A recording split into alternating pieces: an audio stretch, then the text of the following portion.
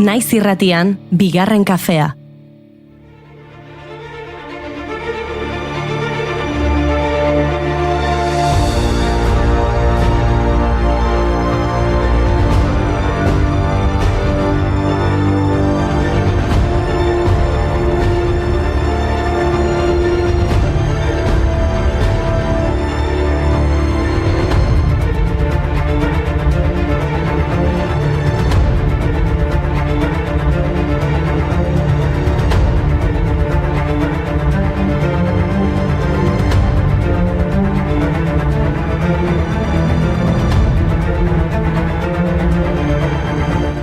Egunon guztioi eta ongi etorri bigarren kafera. Eta zorionak euskal zinemagintzari zenbat izendapen Goya sarietarako aitortu behar dizuegu, ilusio berezia egin digula Kandi Durangaren bigarren mailako gizonezko aktore honenaren izendapenak. Zorionak bai, eta egunon, eta nola ez, urte berri on! Ergo Juri, ez, urtarriak 14 da, nahikoa da, duela 2 aste amaitu zen urtea, oraindik kontu horrekin altzabiltza. Amaitu da di, amets gaizto hau mesedez. Urte berri on! Urte berri on, zorion, zorion, zerata dakarzu eurton. Eman aukera, ume guztiei ametsak betetzeko, eta hoe bat, baesean libreki amesteko. Agindu bat, zerutiarra guduak eteteko, eta modu bat, minuri dena desagerrarazteko. Urte berri on, urte berri on, urte berri on. Entzuida zuen mesedez? Urte berri on esan behar dizuet? Urte berri zarra edo urte berri ortodoxo ospatzeko eguna delako gaurkoa. Izan ere, Sovietar Errusiako ofizialki egutegi Gregorianoa 1918an hartu zuen arren, Errusiako Eliza Ortodoxoak Juliotar egutegia erabiltzen jarraitzen du. Eta beraz, gaur da beraientzat urte berri eguna. Bai, arrazoi. Urte berri zarra Errusian, Ukrainan, Bielorrusian, Georgian, Bosnia-Herzegovinan, Ipar Macedonian, Montenegron eta Serbian ospatzen jarraitzen dute. Hala ere urteak etorri urte zarra ospatzea erlijio kontu baino zerbait gehiago bihurtu da Georgiar askorentzat adibidez, urtarrilaren 14 urte berriko eta Gabonetako ospakizunen azken eguna da. Urtarrilaren 14tik aurrera, jendeak Gabonetako zuaitzak eta dekoratuak gordetzen hasten da. Agur, Gabonea. Agur.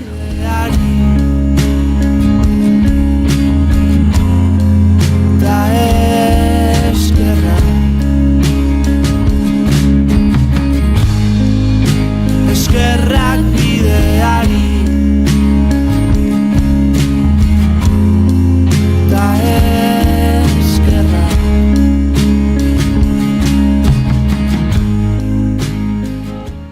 Noski gure gutegiari erreparatu ezkero ez da gure logiketan sartzen urtarriaren 14ean urte berria ospatzea. Hori du logikak ez dela unibertsala eta ez dela segula izango.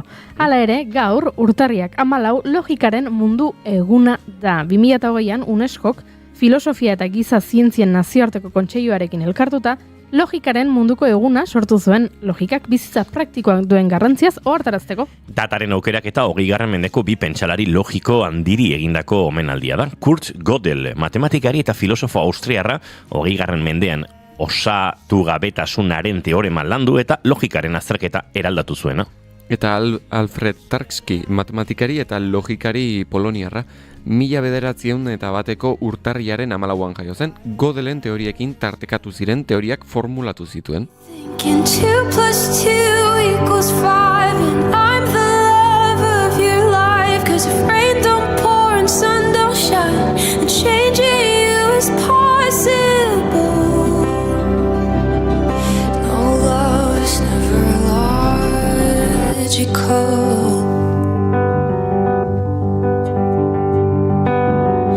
You built a giant castle with walls so high I couldn't see the way it all unraveled. It's not logical, esaten du Olivia Rodrigo abesti honetan, eta guk logikoak ez diren gauzei eskainiko diegu gaurko saioa. Adibidez, niretzat, ez du logikarik herrialde bateko mendi bat lehen aldiz herrialde hortakoa ez zen norbaitek igotzea, baina hori gertatu zen gaurko egunez 1887an. Aconcagua Argentinako Mendoza probintzian dagoen eta Andeetako mendikatearen parte den Amerikako mendiri garaiena egun hartan igo zen. Balentri historiko honen arduraduna Matias Zurbriggen suitzarra izan zen. 1887ko urtarriaren 14 arte etzen iritsi inor Akongauako gailurrera, edo hori diote behintzat erregistroek. Suitzarrak egindako balentriak argentinarrak animatu zituen eta 1934ko martxoaren 8an lehen igoera hura gertatu zen. Eta 37 urtera Nicolás Plamantura Argentinako armadako tenientea izan zen Akongauako gailurrera iritsi zen lehen argentinarra. Non ez goazen inora, non oiukatzen urbiltzen garen, erraldoiaren ondora, igona zazu nire mendira, zure gailurretik gora.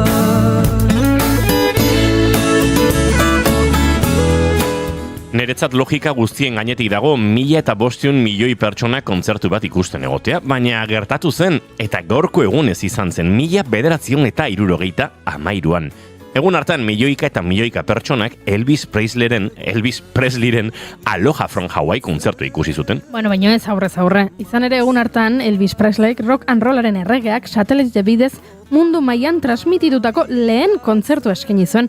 Kontzertuak Elvis ikono global gisa sendotzeaz gain, zuzeneko musika esperimentatzeko modua ere irauli zuen.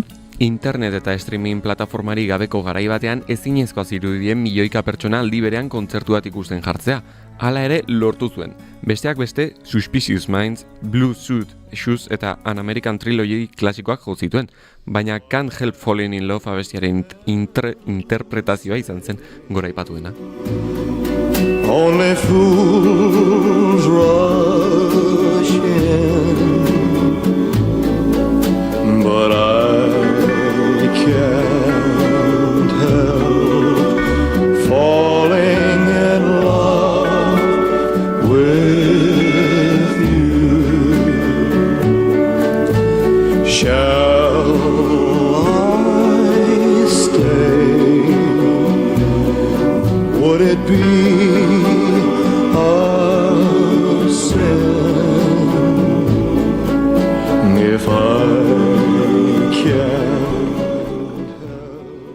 Begira, niri askotan horri zuriaren aurrean jarrita idazten hastea kostatzen zaidanarekin, ez zait bat ere logikoa iruditzen norbaitek 10.500 orriko liburu bat idaztea. Baina posible da, gaurko egunez, izan duzen, hori egin zuen pertsona bat, Anais Nin. Idazle estatuatuarrak artista eta idazle asko izan zituen adiskide, H.D. Lawrence, Henry Miller eta Antonin Artaud besteak beste, psikoanaliziaren, erotismoaren eta surrealismoaren eragina nabarmena da haren idazlanetan. Bizitza osoan zehar idatzi zuen Journal segunerokoa euskeraz da haren idazlan nagusiena. 10.500 orrialdetik gora dituena eta pertsoneia ospetsu askoren bizitzako xehetasuna kontatzen dituena.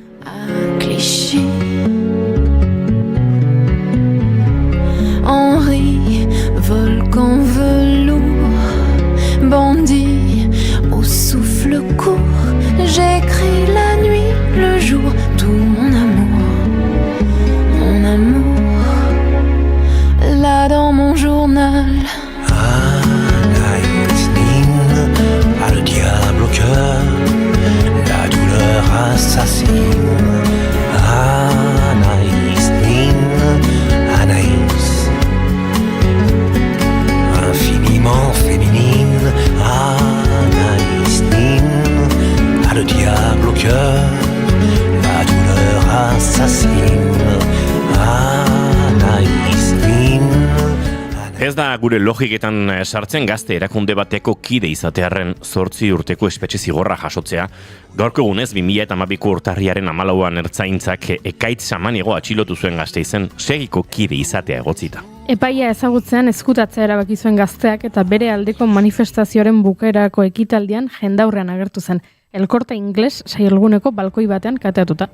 Ondoren, etorriko ziren herriarresi ugarien ernamuina izan zen. Ezkutuan egon ondoren polizia behartu baitzuen atxiloketa ekitaldi jendetsu baten erdian egitera.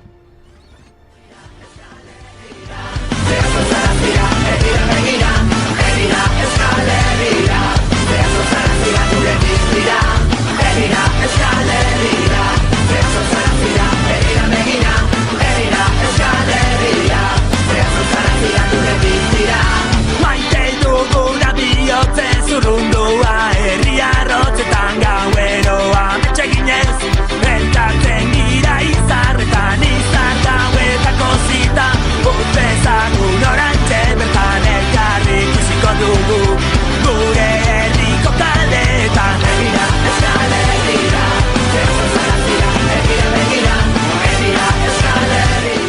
Eman diezaiogun hasiera saioari. Asteazkena da eta beraz musika izango da gaur protagonista.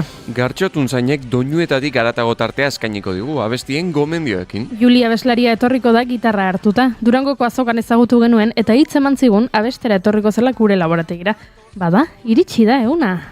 Iñaki Gereinuk bere proiektua aurkeztuko digu, Gere. Gurean izango da, zuen bilagoaz singela aurkezten. Eluiarrek atzo aurkeztutako webgune baten inguruan ariko gara, Leio Morea, feminismoaren alorreko kontsultak egiteko webgunea. Entzuleok, urtarrilak 14 ditu gaur eta asteazkena da, ongietorri guztioi, bigarren kafera, naiz irratian zarete.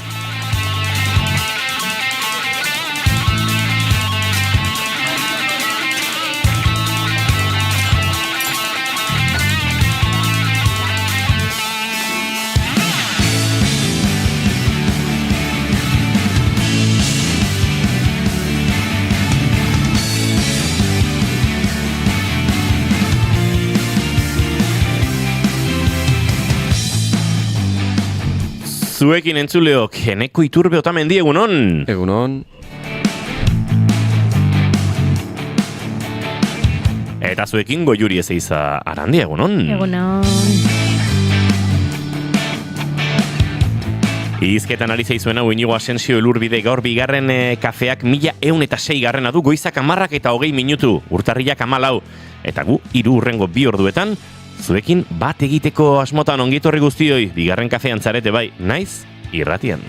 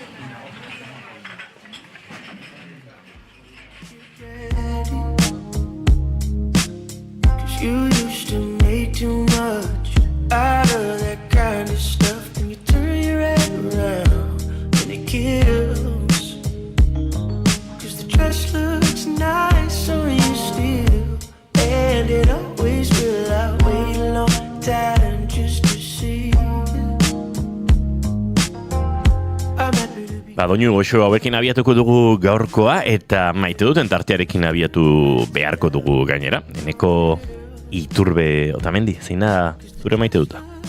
Nere maite duta, nere beste maite dut baten arira sortu da. Ados. Nik astelenean kontatu nuen maite dut bat, zela gorroto nuen, edo aguantatzen nuen pertsona bat, Erasmuseraz bala. Nik galdera bakarra egingo izut horren inguruan, hemen. Nik ezagutzen dut? Ez. Ados. Ez. Honek azalpena duka, entzuleok, duela jaeteatzuk Enekoren irakasle izan naizelako, eta bere klasikide batzuk ezagutzen ditut, baina egia da, nik ematen dudan ikasgailean, ez dagoela kurtso osoa, nolabait adar bat da komunikazioko ikasketa horietan, eta beraz, posible da ez ezagutzea, edo posible da gezur esaten aritzea. Edo izatea, lehen hezkuntzako lagun bat? Lehen hezkuntzan ikaskide izan zuen pertsona bat? Baina nik ulertu nion, ez? Unibertsitateko kide bat zela, ez? Ez zuen esan? Ikaskide bat? Bai, esan zuen, Goiuri, ez zaite hemen nahazen saiatuta, Erasmusera doa, izan daiteke ingeleseko klaseetako ikaskide bat, ez zuen esan? Nere maite duta, horren arira sortu zen, gure etxean, nire amak jakin zuenean, hori esan nuela irratian, urduri jarri zen, ze pentsatzen hasi zen, baina hain, berak jakingo du, gainera herrian ze esango dute, eta, nire eta zegoen bitartean esaten nik uste ondo egin dezula, gainera inizialak eta izena esan behartzen nuen, baina, pixkat moz geratu zara, eta, horrelako situazioak, gure etxean gertatzen direnean, gustatzen zaizkit.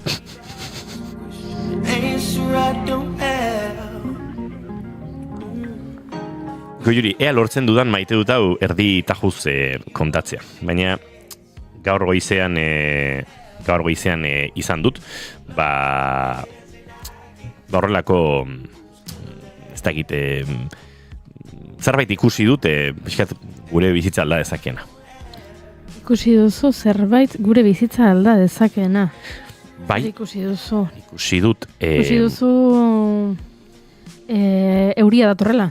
Ez. Eguraldiarekin zer ikusia du? Ez. Gure bizitza alda dezake. Ikusi duzu irratirako teknologia berriren bat jarri dutela salgai eta interesatzen zaigula?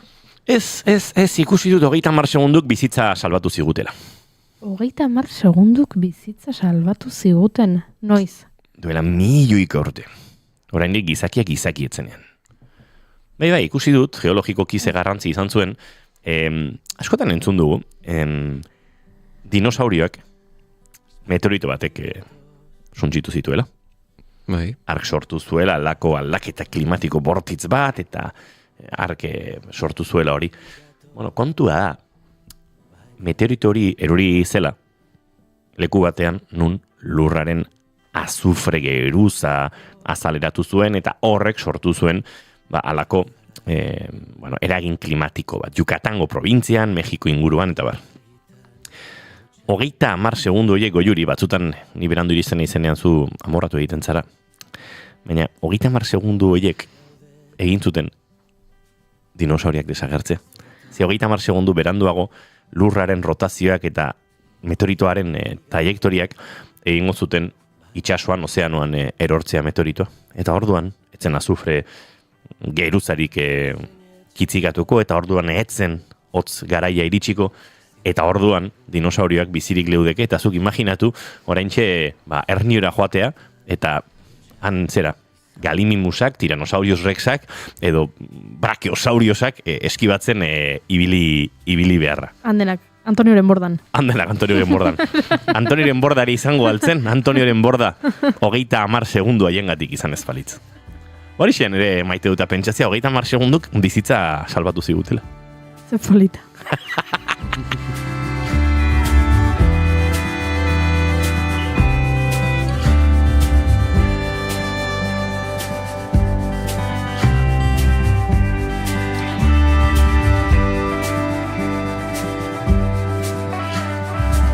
Gure horrengo gonbidatako oraintxe iritsi dira, eta esan diegu, maite dutak pentsatu beharko dituztela. Nik esan dut maite dudala jakitea 30 segundu batik dinosaurioak desagertu, eta guk nolabait gizakiok mundua menperatzeko edo aukera bereganatu genuela, eta orduan Goiurik orain esaten didanean berandu iristen naizela beti esan alko dio dala Goiuri, pentsatu 30 segunduk bizitza salbatu zigutela.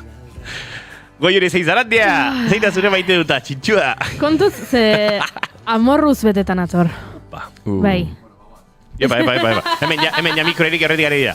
Opa, zer gertatzen da. Festa. Bai, zerbait ez da bilo, no? Pentsura, interferentziak.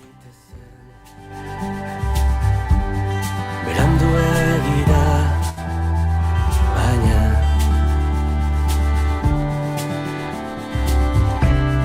oraindik albalitz zurekin nahi nuke eguzki argitan hautsa izan.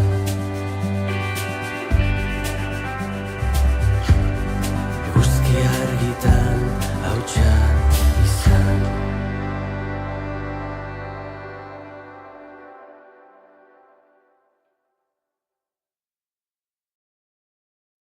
Erori banaiz ere gorantzero. Ikusten Goiuri, 30 segunduk meteoritoarekin gu salbatu eta gure mikrofono bat hankaz gora jarri dute, baina modatuko gara nola baite hau gauzatzeko. Akaso ni naiz, Akaso ni naiz hemen pixkate astoratuta da behiena. Zu joan zaite zure maite duta kontatzen mesedez. Bale, nire maite duta gaurkoan izango da irakasgai bat, bale? Orduan, nahi dut, jendeak ondo entzutea, eta bereziki irakasgai hau izango da, eta lista pasako dut, lerdo, ergel, tentel, memelo, lelo, txepel, mozolo, inozo, babo, zozo, xoxo, tonto, tontolo, eta tuntunentzat.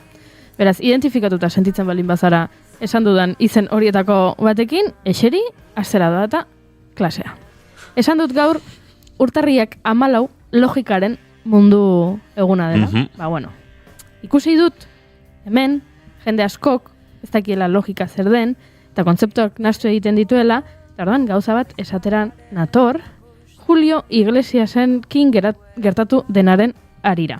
Bere, bueno, hainbat langilek salatu egin dute, Julio Iglesiasek eraso sexualak egin dizkietela, eta albistea atera da, 3 urteko ikerketa baten ondorioz, antxe aritu dira, El Diarioko kideak, eta, bueno, beste hainbat kazetari hau lantzen. Bueno, baritu naiz, esaten dituzuen gauzak irakurtzen, eta hemen gauza oso sinpleak azalduko ditute, lehenengo gauza. Zuk saldu ditzakezu milioiak eta milioiak disko, eta hala ere erasotzaia izan. Hori da, lehenengo gauza jakin behar dezuena. Zu izan zaitezke zure herrialdeko abeslari famatuena, eta hala ere erasotzaia izan. Zu izan zaitezke munduko gizon guapoena, eta hala ere erasotzaia izan. Zu izan zaitezke diruduna, eta hala ere erasotzaia izan. Zuk eduki ditzakezu 77 urte, eta hala ere erasotzaia izan. Zuk saldu ditzakezu disko ugari edo 0 disko, eta hala ere izan zaitezke erasotzaia, ze horrek ez du eraginik zure jarreran.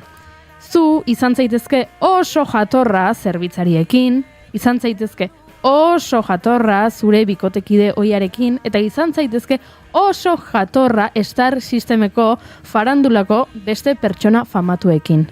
Baino, izan zaitezke, baita ere, erasotzaia.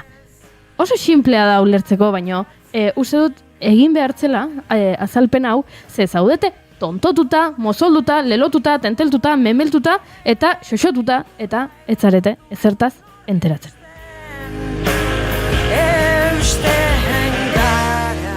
Bukatu dut. Zer, maite duta zan? Zer puntutan zegoen?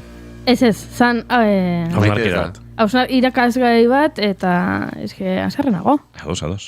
Asarrenago. Tanik uler dezaket, zuk pentsatzea, bueno, salatu dute Julio Iglesias, baina oraindik ez da frogatu, eta orduan oraindik ez dakigu egia den ala ez. Ados, horrekin. Ados egon naiteke horrekin, ala ez, baina, bueno, pentsamentu zilegi bada. Ezin dezuna da justifikatu, esan ez, bueno, baina, Espainiako abeslari unibertsalena da, eta orduan, ez dugu sinesten esaten dutena. Bi gauza horiek ez daukate, bat ere, zer ikusirik. Gehi bat besterik ezin dugu egin honekin.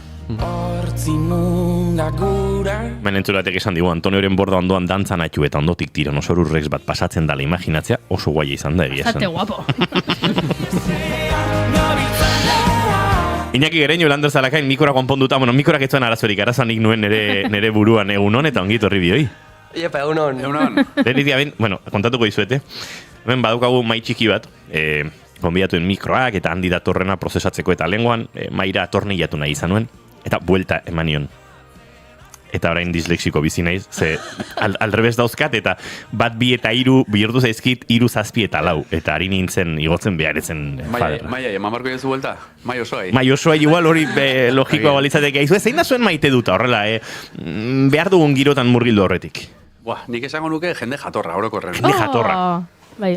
Tipo jatorra karri duz ondoan, adibidez. Bai, horren, ni justu hontaz zitziten egon geha baintxe, ze garrantzitsua den jende jatorrez inguratuta egotea.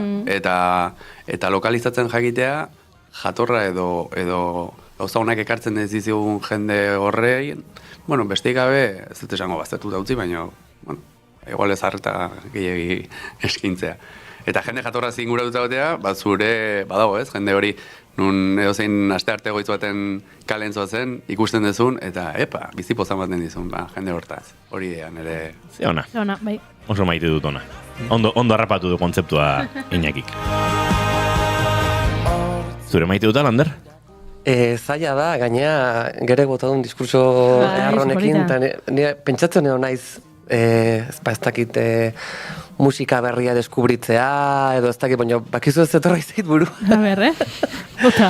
Dilista lenteja plater bat kristona, etxen indakoa, ez daukat gozea, Baina hori etorri zait burua, eta hemen banaukan kriston diskurso filosofika botatzea, eta laguntasuna, eta... Igual nik aldatu guen ere, Ojo, Iñaki da pentsatzen, nik igual fabada Asturiar. Obiak hariko ez, Ez que zona dian dilistak, Oso fana naiz, bai. Ba, den ez dugu kontatuko jo, nik dilistak baina gauza hobea eskaini nizkion Lander Zalakaini zerbaiten truke, eta oraindik ez dugu lortu. Baina trapuzikin guztiak ez ditugu, kolpetik aterako entzuleok, ze aurkeztu egin bar dizkizegu bi lagun hauek. Bueno, esan barra daukagu oso etxeko sentitzen ditugula, urrengo bi gonbidatuak. Biak, musikariak, naiz eta beste inbat esparrutan, elkarrezketarako aitzakiak eman. Pentsa, dron bat Jordanian galdu eta haren erreskatea itzaki izan genuen lehenengoz gurekin Iñaki Gereñu. Lander Zalakaini pare batetan bota diogu, belako taldearekin akustiko bat egitea. Gure piano zaharra desafinatu xamar dagoen momenturen batean. Eta sozidadean lentejak etziren zerbait afaltzeko gonbidapen ere hor pare-parean zegoen. Pitxi jok taldearen itzulerak ere eman behar zigun, aitzakia Iñaki Gereñu gurean izateko, baina sortu eta sortu biziren jendeak, honelako gauzak ditu. Behin bazoazela kaletik eta kontrako espaloitik, zen muz da, kontatu behar diat, movida bat muntatzen nahi nauk, eta hola, puntu suspensibo delako horiek. Eta movida ura hemen da, proiektu musikal berri bat da, duela ordu gutxi argia ikusi duena, eta oraintxe entzungo duzuena.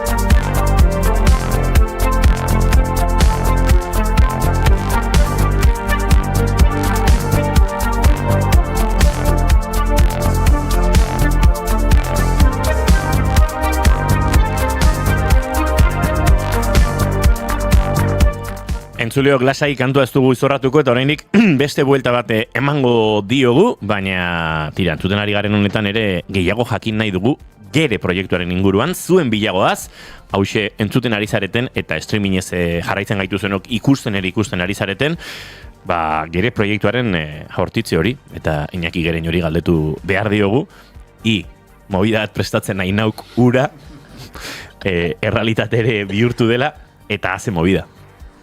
Haze movida, Ja, hasieran produktoreari, Hanseri idatzi nion, esan ez, ditut 3 lau abesti grabatu behar ditudanak, 10 abestiko diskoa dator. Bat, bi... Luzatzen junda eta hasieran ere proiektu pertsonala bezala ulertu nuena, sinitzan kaja ritmos batekin abestiak egiten, gero bateriak ja sampleatzen, zailtzen hasitzen asuntoa, eta argi ikusi nuen, zuzenekon bateri jole bat behar nula, eta nire burun zerrendako lehenengoa, hemen eseritatea lortu nuen, eta ja ez dut imaginatzen proiektua ja bakarkako bidea bezala, baizik eta ja hemen gaude, biok, atope. hemen bideoklipean dagoeneko ikus dezakegu, Lander baterian eserita, ritmikoki ere erronka majo bat den, proiektu baten base ritmiko hori defendatzen, Lander?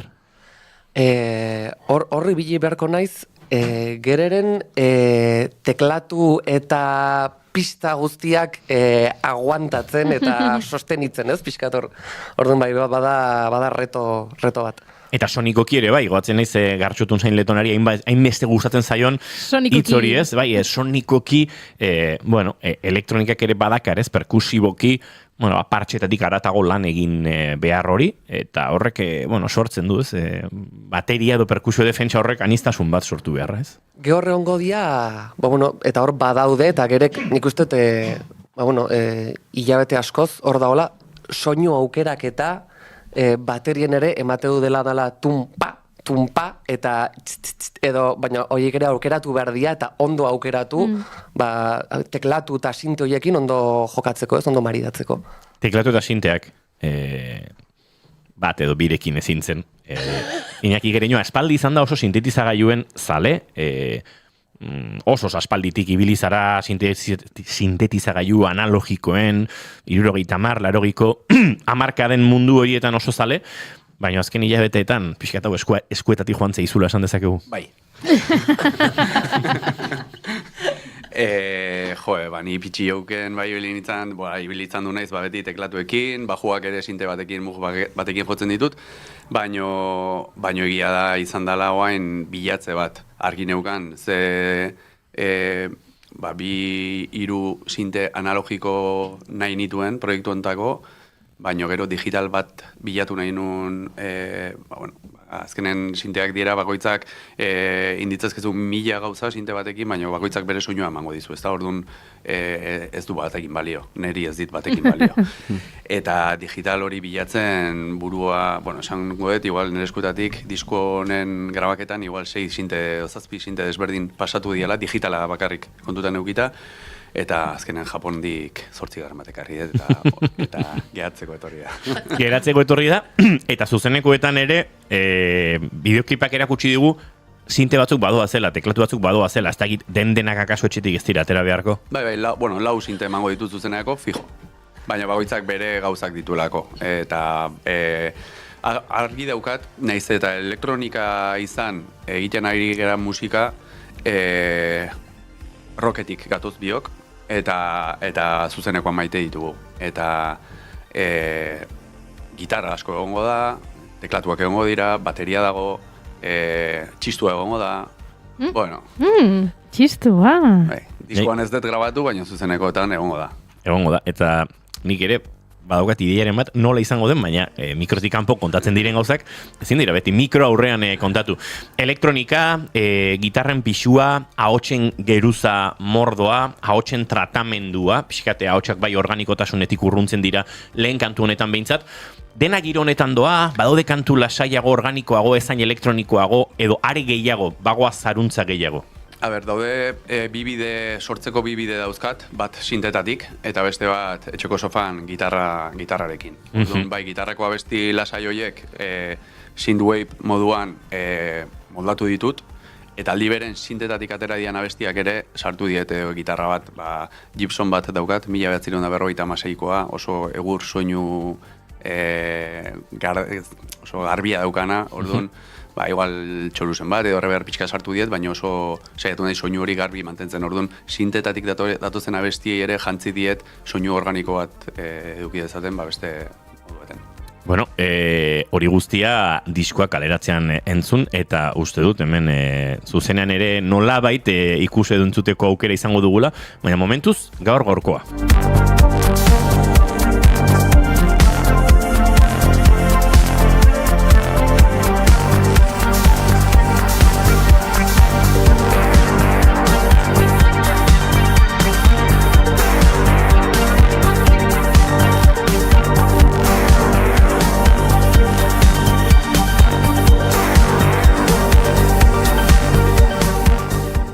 Lander, jakin ere badakizuek kazetariek eta kazetariok horrelakoa gozei abizenak jarri zaleak garela. Ez dakit hasi zareten pentsatzen gere proiektuaren estiloari izen eta abizen jar dakioken edo. Nila nao ez dakit. Zuek Belakorekin hori pixkat pairatu zenuten, ez? Post munduaren dena da post, ez? Momenturen batean. Belako ja 15 urte postpunka egiten, baina nik uste beti esan dugu. Gu ja bukatu dugu elkarrizketatan esaten soula egiten dugula, zera arimatik atatzen zaigun musika, eta karo, eske, badau postpunk parte bat, ez bateria eta bajoa beti aurpegian.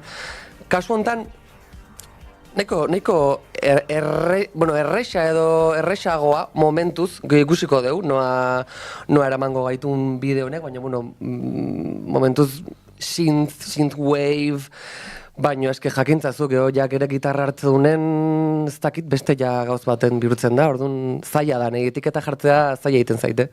Argiak ikusi ditu oso presente bideoklip honetan, eta nik ere jakin badakit argi horiek zuzenekoaren parte oso garrantzitsu izango direla. Egoitz proiektu izan duzue argien diseinu horietan, Hans Ekoizle lanetan eta uste dut zuekin ere bide lagun.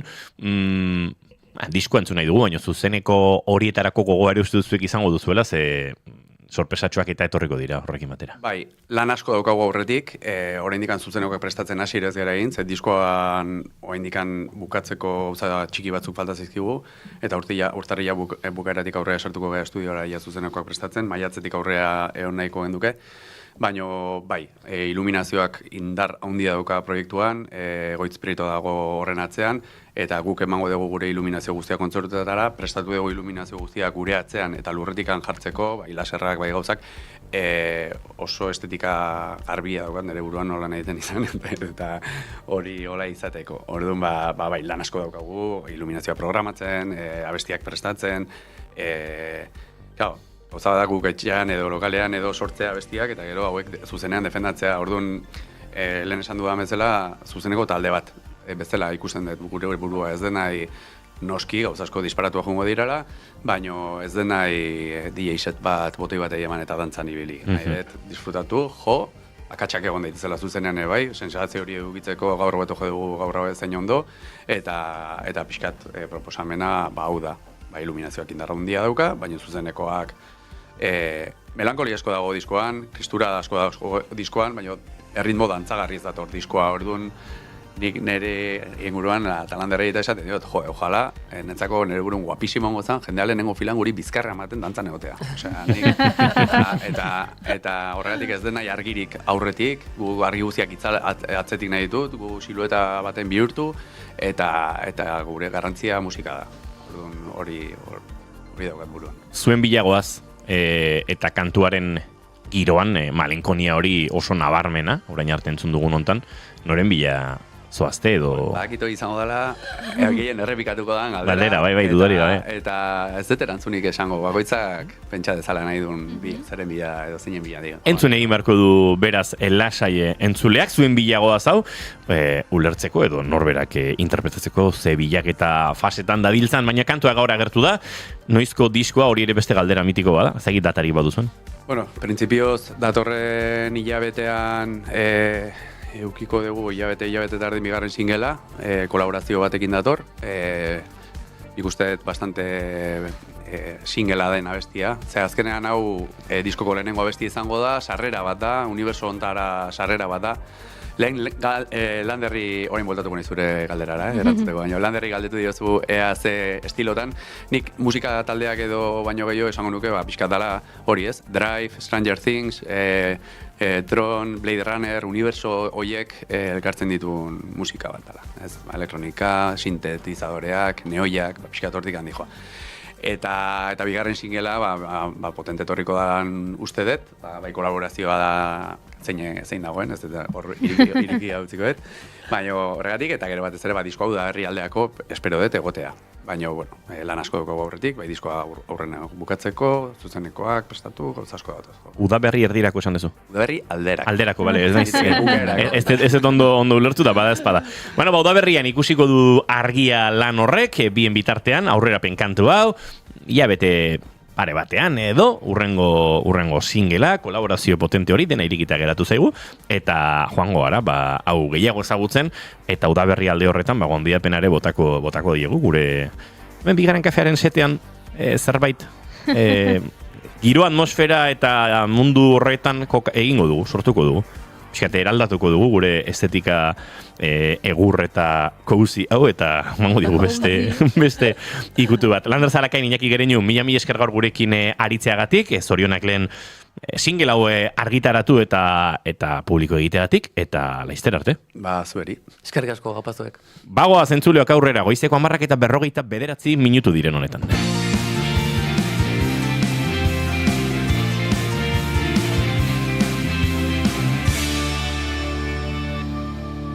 Bigarrenak ez direlako beti okerragoak, bigarren kafea. Naiz irratia entzuten ari zara. Bilbo aldea, 92.2. Gasteiz eta Arabako lautada, 91.5. Donostialdea, 93.8. Gernika, 96.7. Leitza, 95.1. Bortziriak, 103.1. Urola, 91.8. Goierri, 102.2. Legazpi, 94.6. Naiz irratia.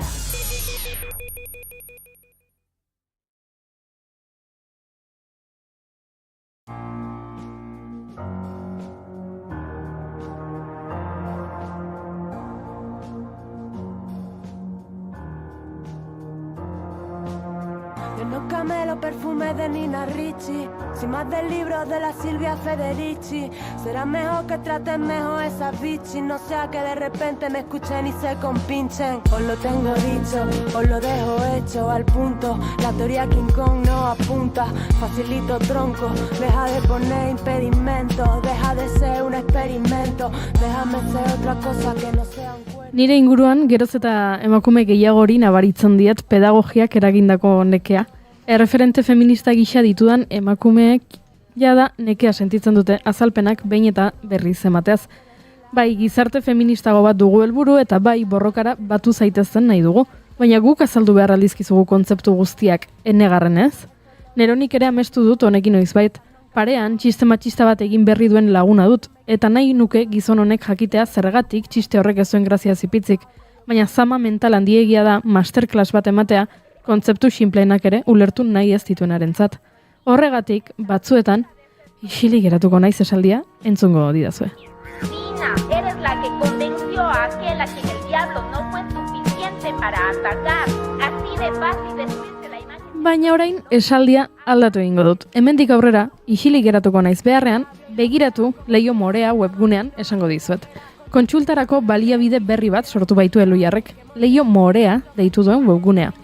Bertan, feminismoaren alorreko euskarazko edukiak biltzen dituzte, eta kontzeptuak hobeto ulertzeko bi atal ditu. Lehenengoa hiztegia, definizioa kontsultatzeko, eta bestea, idatzizko zein ikusentzunezko edukien korpuse edo bilduma, terminoen eta bestelako edukien kontsulta egiteko. Atzo aurkeztu zuten ekimena Eluiarren Usurbilgo egoitzan.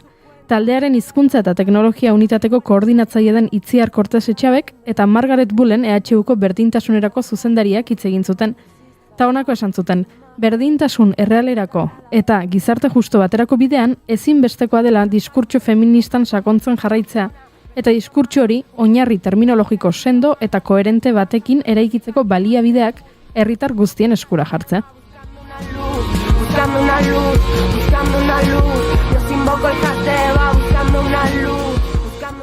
Beraz, mahai baten bueltan norbaitek berriro esaten badit, baina bueno, zer da LGTBIQ ditxosozko horren Q hori? Zer da queer arrar hori? Esango diet, Leio Morean begiratzeko, eta antxe topatuko duela erantzuna. Genero eta sexu bitartasuna zalantzan jartzen duen teoria. Esaten duena sexu identitatea eta genero identitatea ez daudela horrez biologikoki determinaturik, kulturalki eta sozialki eraikiak direla. Batez ere, 1980ko hamarkadatik aurrera garatu zen queer hitzak, arraro, bitxi edo ezoiko esan nahi du ingelesez, eta iraintzat erabili eta har daiteke, hasiera batean homosexualei irain egiteko erabiltzen zen, baina sexu eta genero identitateagatik diskriminaturiko kolektiboek euren egin zuten, eta beste esan nahi bat eman zioten. Eta norbaitek esaten badit, modan jarri da interseksionalitate hitza. Entzun eta entzunari naiz, baina hitz potolotik aratago ez dakit zer demontre den. Dudan, ze esango diot? Leio Morean egiteko kontsulta, eta ikusteaz gain definizioa, kategoria sozial eta kulturalek modu askotan eta aldi berean elkarri ere egiten diotela azaltzen duen teoria dela, hori ikusiko du, horrez gain gaia hitz egiten duten hainbat eduki topatuko dituzte. Ez dakit, sartu gaitezke Leio Morean inigo, egingo dugu kontsulta. Noski. Sartuko gara leiomorea.eusen eta bertan, hemen zegia esan, probak egin daitezke. Hemen agertzen da, Leio Morea, feminismoari begiratzeko leio bat. Munduari feminismotik begiratzeko leio bat. Eta hor sartzen zara, eta bertan agertzen da, webgunean beran bilatzaile bat. Eta ez dakit, nik interseksionalitate esan dut, baina edo zer gauza bilatu dezaket, ez dakit, a ber. Homofobia. Eta homofobia jartzen duzu, eta hortxe agertzen da, hiztegia eta baita ere bilduma bera ere, esan bezala, agertzen direlako ikusentzunezko eta idatzizko kontuak. Adibidez, esan dut nik interseksionalitatea, interseksionalitatea bilatzen balin badugu, agertzen zaigu emakunderen bideo bat. Eta bertan entzun dezakegu gaia. Eta hizkuntza eta generoa batzordea ditugu antolatzaile. Gaurko jardunaldia berriz, euskalgintza eta feminismoaren arteko zubiak izenburukoa da. Hau adibide bat besterik ez da, honekin esan nahi dut, lehen aipatu dugun bezala definizioa agertzeaz gain, topatu ditzazkezuela podcastak, YouTubeko bideoak kasu honetan bezala, testuak, denetarik batzuk EHUkoak, beste batzuk emaginenak, emakunderenak, ikuspegirenak, katakrakenak, lixipe liburu bildumatik hartutakoak baita ere, eta hori ikusiko duzue, agian hitza bera definizioa zaratago testu inguru batean jarrita ez, non agertzen den edo nola erabili dezakezuen. Beraz, ez daukazue aitzakiarik, orain sekulako plataforma daukagu, gai guzti hauek argitzeko esan digute, Eluiarrekoek, herritar guztiei zuzenduta dagoela.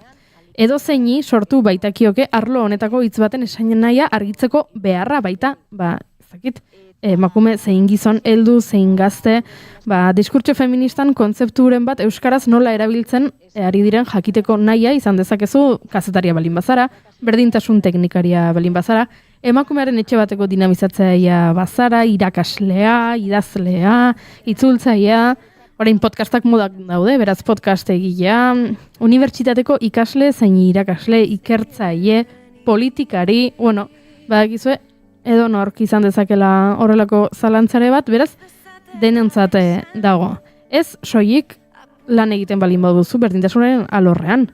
Zu izan zaitezke, beste edo zein ofizio eduki dezakezu, eta gai hauek urrun sentitu, orain edukiko duzu webgune hau, azken urtetako bilakera aztertzeko iturri oparoa. Beraz, bukatu dira aitzakiak. Orain ez badakizu zerbait zer den, handiegia egiten balin bazaizu gai hau, Leio Morea izeneko webgunea daukazute, Eluiarrek sortu duena, kontsultarako iturri ezin hobea.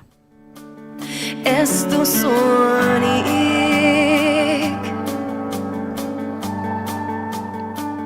buzpana zapaltzen. Entzuleok Lierren eramaten honekin egingo ditugu hurrengo minutuak, segituan azken ordukoaren bila egingo dugu Salto Bilboko estudiotara, Gartxotun Sain Letonaren doinuetatik aratago izango dugu baliabide, Julirekin soinu frogetan laizter murgiltzeko gaur, bere izango dugu protagonista gure elkarrizketa akustikoetan.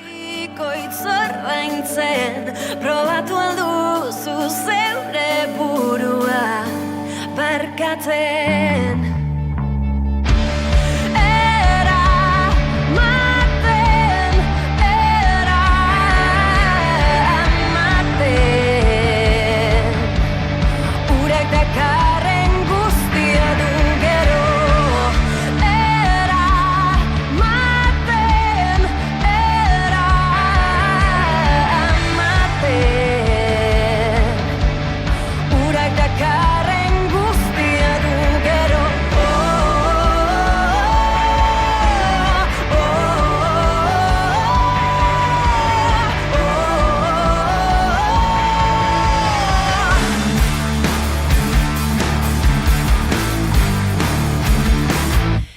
Zatela esan apurtu ezkinenik.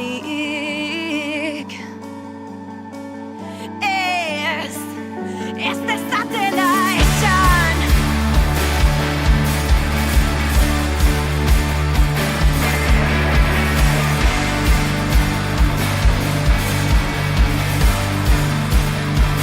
Ez dezatela esan, gure bizitzan nola erratu, nor gorrotatu, maitatzeko ahulegiak garenean. Zer dakite astu noiek, zure barne matxinadez, probatu alduzu zeure burua barkatzen.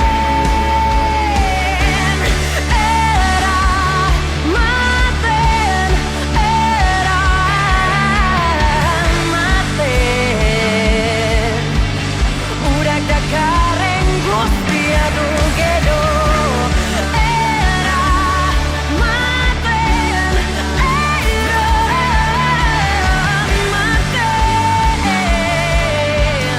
Urak dakarren guztia du gero.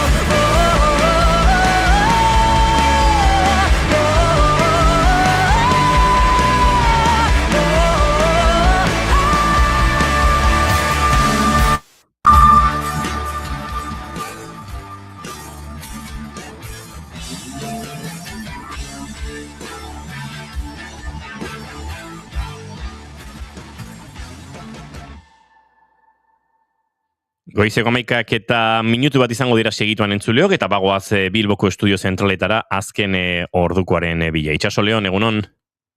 Kaixo egunon, Inigo, egunon entzuleok.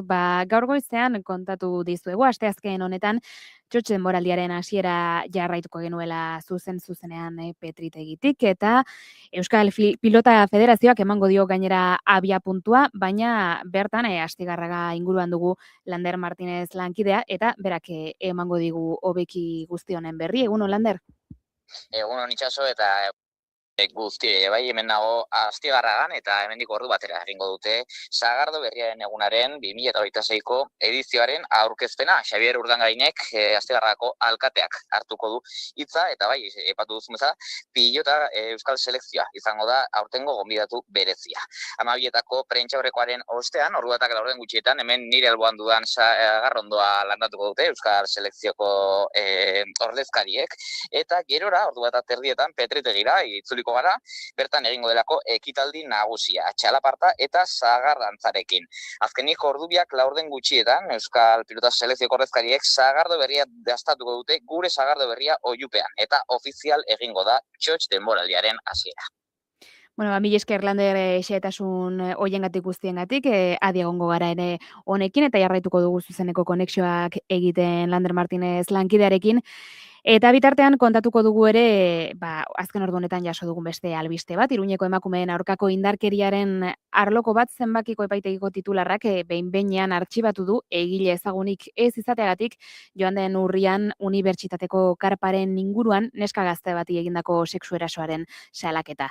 Agian gogoratuko duzue, 4 gizon atxilotu eta espetxeratu zituzten ordukoan, ustez zerikusia zutelakoan, baina gero aske geratu ziren DNA-aren emaitzak, zelako bat haien profil genetikoarekin. Hala baieztatu diote iturri judizialek eferi. Sexu erasoa urriaren 23ko gauean gertatu zen, Iruñeko unibertsitate karpatik gertu, abenduaren 19an DNA frogak bere profil genetikoarekin bat etzetozela egiaztatu ondoren epaileak aske utzi zituen 4 espetxeratuak eta epaitekira joan behar izan zuten eskatzen zitzaienean. Ebazpen judizialean magistratuak azaldu zuen DNA proben emaitza jaso ondoren hartu zuela erabakia, eta bertan ikertutako profil maskulino bat ez datorrela bat. Orain, DNA-aren emaitzen ondoren egile ezagunik ez dagoenez eta egileen nortasuna ezagutzeko datu nahikorik ez dagoenez, jarduketak behin-behinean largestea eta artxibatzea erabaki du egiletza ikertzen jarraitzeari kalterik egin gabe.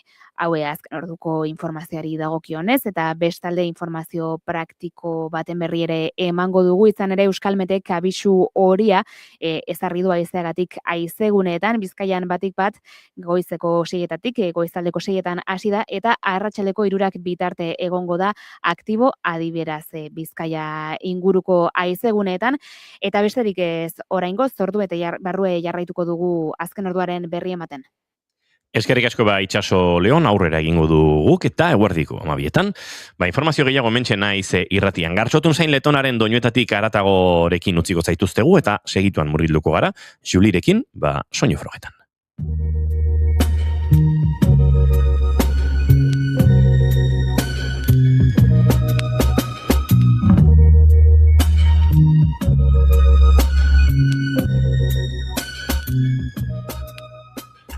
Ongi etorri entzule doinuetatik aratago saioaren atal berri honetara badakizue, astero hemen biltzen garela doinu berri batzuk. Ezagutu eta gure goxatzeko. Aste honetako lehen gomendioa 2025an nire artista kutxunenetarikoa izan den Jacob Alon izango da.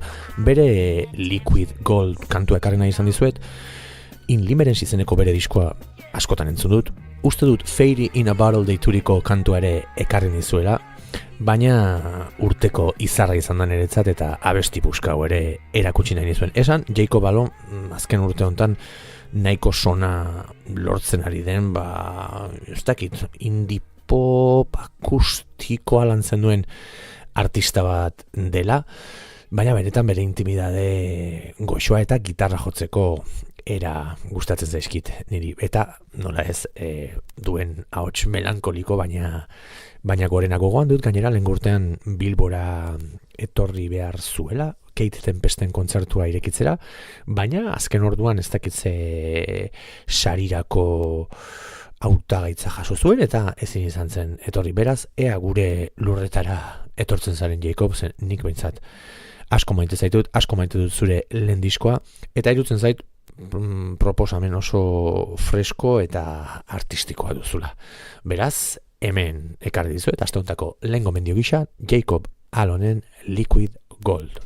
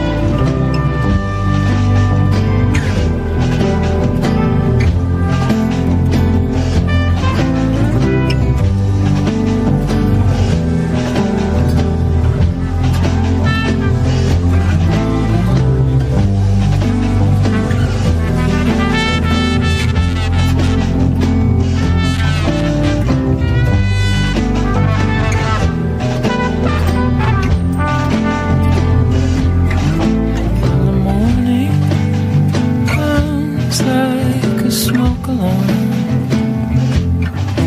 And the head rush dissolves in sunlight. There's no kissing, but he sinks his teeth inside. For this is where love comes to die. This is a place where love comes to die. This is a place where love comes to die. This is a place where love comes to die. This is where love comes to die.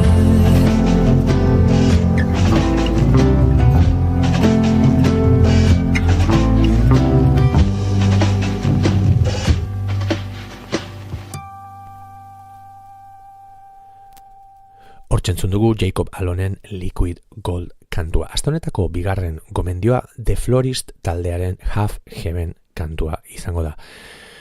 The Florist, esango nuke folk intimo eta minimalista xamarra lantzen duen taldea dela, eta, alako estiloak eskatzen duen emozio berezi eta sakoneak lantzen dituztela bera euren letretan, eta Half Heaven horren adibide garbia da. Niri behintzat izugarrizko bakea transmititzen didan kantua, eta ez dakit kontemplaziora edo bideratzen nagoena. Gainera, esan akustikoa dela, minimalista dela, baina dituen arreglo eta xetasun bereziek ere erakartzen nautela. Beti ere, gitarra eta ahotsaren garantzia oinarri nagusienak direlarik. Baina, esango nuke, dena batzen denean, halako lasaitasun sentsazio bat elkarbanatzea lortzen duela The Florist taldeak. Beraz, ea niri bezain beste gustatzen zaizuen, aste honetako bigarren gomendioa den The Florist taldearen Half Heaven.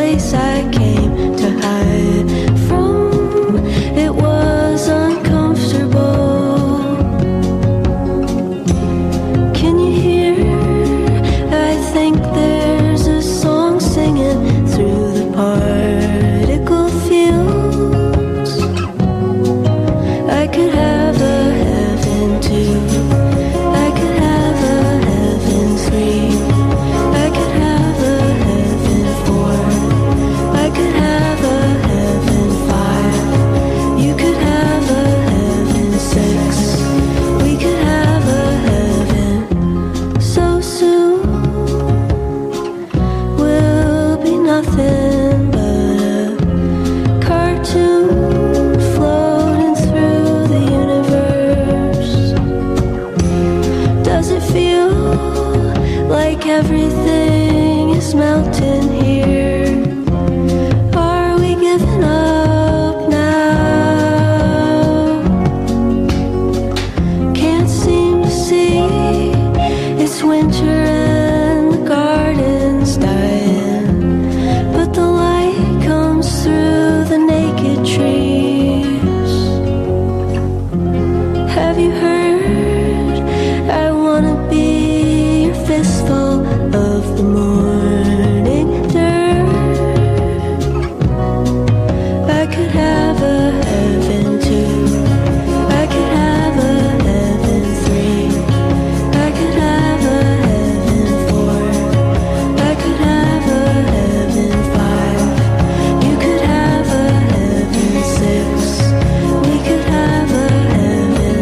entzun dugu The Florist taldearen Have Heaven kantu puska.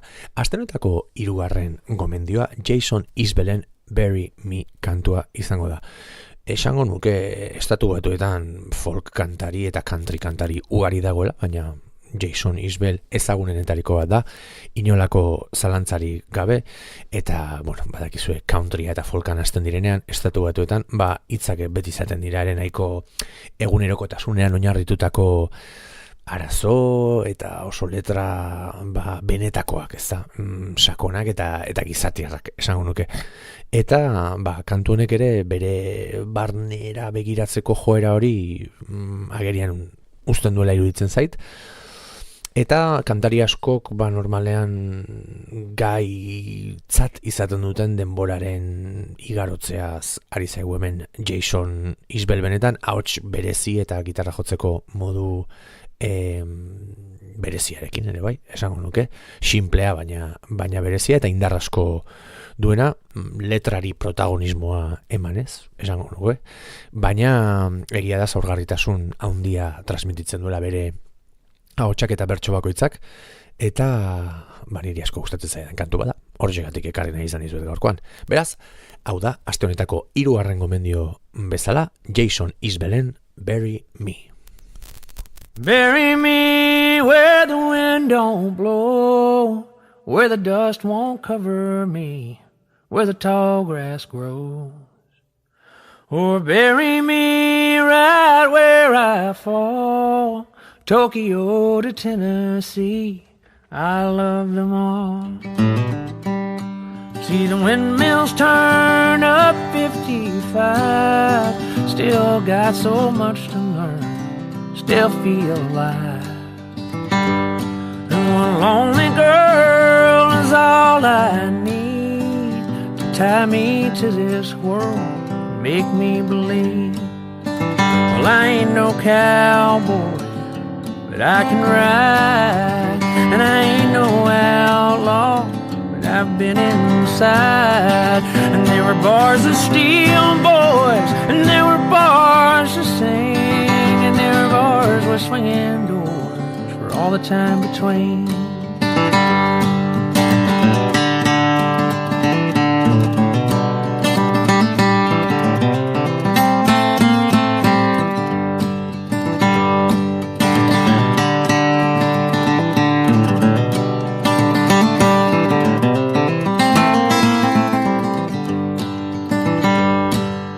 Bury me in the last few lines of an obituary for these trying times. And find an old live oak to carve my name, hard liquor and dirty jokes, cheap picture frames. Well, I ain't no cowboy, but I can ride, and I ain't no outlaw, I've been inside. And there were men of stone, boys, and there were men of sand, long nights alone, boy, head in my hand.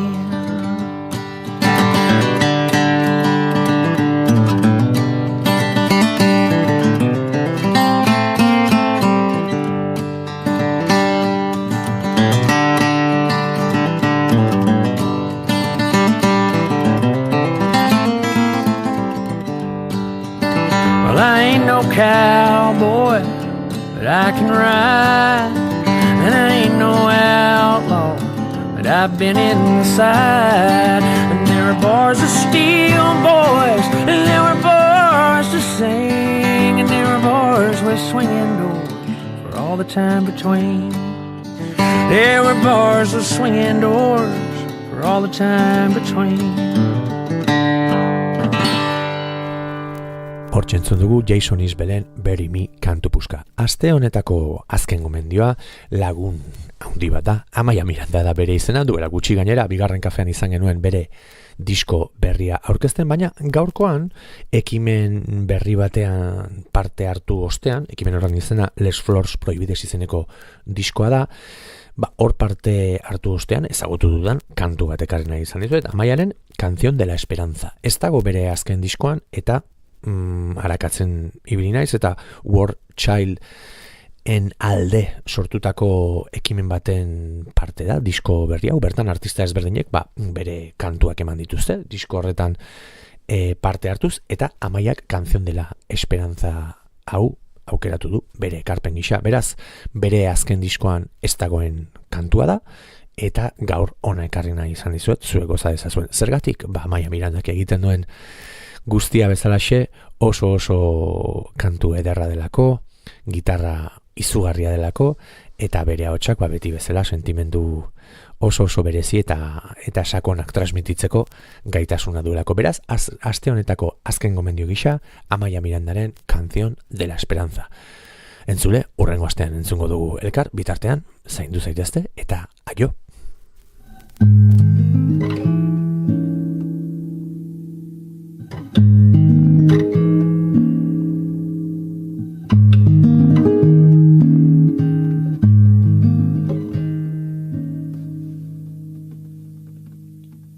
¿Cómo puedo cantarte si lo que siento no cabe en el cielo? Solo una parte.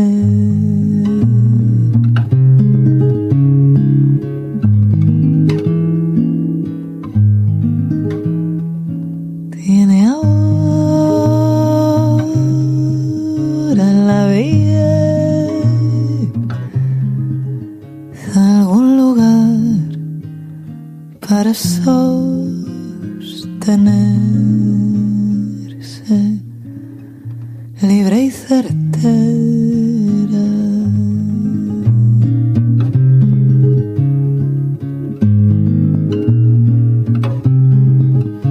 Vendrán nuevas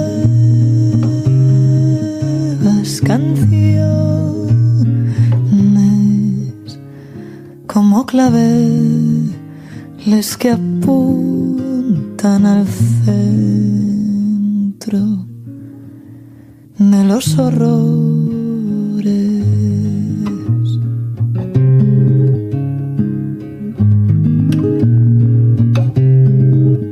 Hay que seguir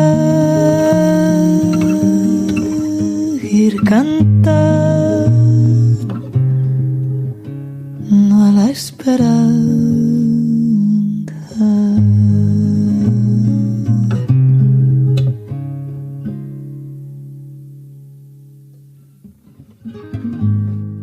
Entzuleok Amaia Mirandaren doinu hauekin agurtuko dugu, Gartxotun zain letonaren gaurko doinuetatik aratago. Norberak agurtu eta esan bezala, datorren astean entzungo duzue elkar berriro, eta akaso egunen batean zerrendatu beharko dituaren gomendio musikalak, gerora aztu ere egiten zaizkigulako Goiuri, eta bintzat batutan ibiltzen naiz, musika bila, eta mentxe dauzkazu, bai, Gartxoten gomendioak egia esan, beti dira onak. Entzuleok, bai, elkarrizketa akustikoaren eguna gaur, urteko lehena egingo dugu. Bai? Bai.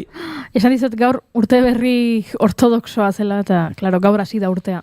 Georgian esaterako. Georgian eta... Adibidez, izan diteke. Entzuleok, aurkeztuko dizugu gaurko gure entrevista akustikoaren protagonista.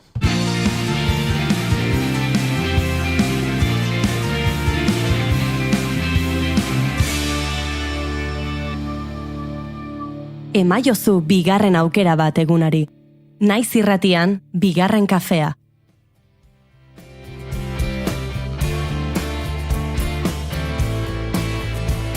Oroitzen dut dena bere usain gozoa, bere kantari hautsa, bere eskuma eta garriak, berotzen du nire gaitzak.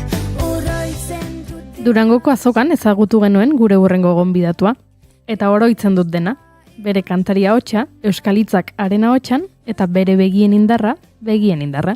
Oroitzen dut dena, Juli, hain sentikorra, hain beste pentsamendu. Aitortu zigun, estena gainean egan egiten duela. Abesti bat hasten denean, euria desagertzen dela. Abesti bat hasten denean, eguzki izpiak hor direla. Doinu goxoa, alaitasunaren bidea da Juli, baina goxotasun horretan bere ahotsak oiukatuko ditu. berdintasuna, egia eta eskubidea. Bizi nahi nuke iraganean, Eklore diskoko esaldiekin osatu dugu Julia Abeslariaren aurkezpena, bihotza munduari zabaldu diola aprobetxatuta, eta orain aurkezpenak eginda, gogotsu gaude galderak egiten hasteko. Ongi etorri gurera, Juli? Kaixo, egunon. Egunon, eta ongi etorri hori da gurera, ze Durangoko azokan ongi etorri ematea, bada zurea ezten etxe batean ongi etorri ematea, baino hau ja gure etxea da, eta hemen ongi etorri behar bezala eman diezaiokegu Juliri, eta gainera, bueno, aitortu ere, nola Julik uste dut Durangon ere kontatu genuela, ez? Gitarrarekin kantu batzuk egin nahi zituela eta pentsatu genuen azoka zaratatxu xamarra zela goxotasun ontarako eta gure laborategian beste modu batera egongo gainera, beraz. Eta motelago baita ere, Durangoko azokan estresatuta bizi gara. Bai, eta elkarrizketak beti dira, hori biltzen gara. Eta artistek ere egon nahi dute bakoitzak bere erakusmailean, jendearekin, gure setetik pasatzen dira, baina azkar batean. Etzen une egokia, eta merezi zuen eskaintzea beste giro hola goxoago bat. Bai, lasaiago. Hori da, ongi etorri eta konte guzu zer modu zauden lehenik eta behin. Mil esker, oso konten naiz hemen izaitea, oso ongi naiz, urte berria oso ongi hasi zen, eta espero dut hainit kontzertuekin, eta mil esker. Aizu, kontzertu asko bai urte berriarekin, baina urtea hasi eta danba atzo bertan, zure sensibilite kantuak, bideoklip berria aurkeztu zuen. Diadanik kantua atera zuen, urrian, baina bai atzo bideoklipa ateratu zen, eta oso pozten naiz, oso arro sentitzen naiz, eren eta elbarritasun bat dituen pertsonak elkartzen dut bideoklipa honetan, eta momentu goxo bat pasatu genuen elkarrekin, eta mezu handi bat da, inklusioa eta desberdintasuna mezu handi bat da. Zeren eta ere ergoterapeuta naiz, nire lehen lana da ergoterapeuta, beraz lan egiten ditut aurrekin, elbarritasunekin, eta niretzat oso garrantzitsua da elbarritasun bat duten pertsonak inklusioa emaitea, eta bere lekuan dute ere gubera. Dibertsitateari egindako kantua eta bideoa. Pentsatzen dut grabaketa prozesuari oso polita izango zela. Eurekin nolabait bizitzea, ez? Zer den bideoklipa sortu, zer den kantunen parte bihurtzea, ze gainera bideoaren amaieraldean gertatzen daula sorpresatxo moduko bat, eta eurak are protagonistago bihurtzen dira, ez? Bai, zinez prozesua handia luzea zen, baina asteapenean elkartu nituen pertsonak haien zentruan, bizi zentruan, ikusgarri bat antolatu zuten, eta nik zuzendari artistikoa gisa nintzen, beretzat, eta inspiratu ninduen hainitz, eta beraz kantu bat idatzi nuen, sensibilite deitzen da, eta desberdintasunari buruz da. Beraz ideia bat nuen eta proposatzen nuen bideoklipa bat egitea eta grabatzeko ere estudioan nirekin. Eta biztan dena oso posten ziren eta orain nire kontzertuetan segitzen naute. Eta kantatzen dute nirekin esena gainean.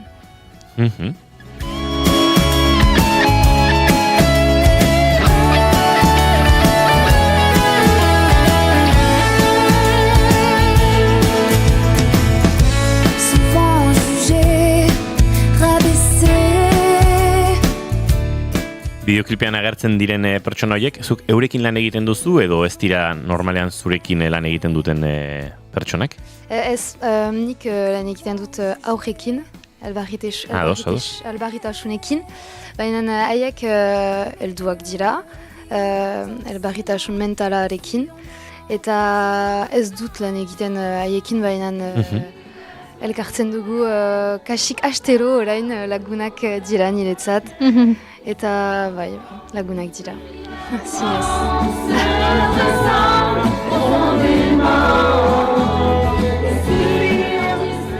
Hemen ari gara sensibiliteren bideoklip hori, agertu berri horretan ikusten eta horren inguruan hausnartzen Julirekin, baina lanak askoz gehiagorako ere ematen du. 12 kantu, 4 minutuko mugatik gertu asko, bada gaur egun gehiegi egiten ez den disko mota bat, disko luzean nolabait esateko, eta kantuak ere luze, nolabait, ez da egit, A, B, C, D batzuetan duten kantuak, nolabait egitura, struktura aldetik, pixate, sinpletasun horretatik urruntzen direnak batzutan, ez da?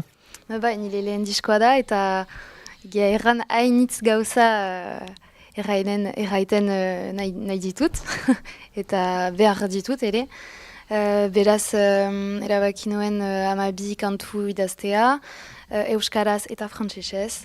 Frantsesez da nire amaren hizkuntza, eta euskara nire aitatxi eta amatxiren hizkuntza, beraz beti entzun nuen haien etxea euskara, eta orain ez dira hemen, baina haiek ere biziarazteko garantzitsua da niretzat euskaraz kantatzea. Beraz, duela 10 urte haekan naiz, euskara ikasteko, orain formakuntza intensiboan, eta orain aho naiz, zeren eta nire kantuak idazten alditut euskaraz, eta espero dut nire maila goratu izanen da.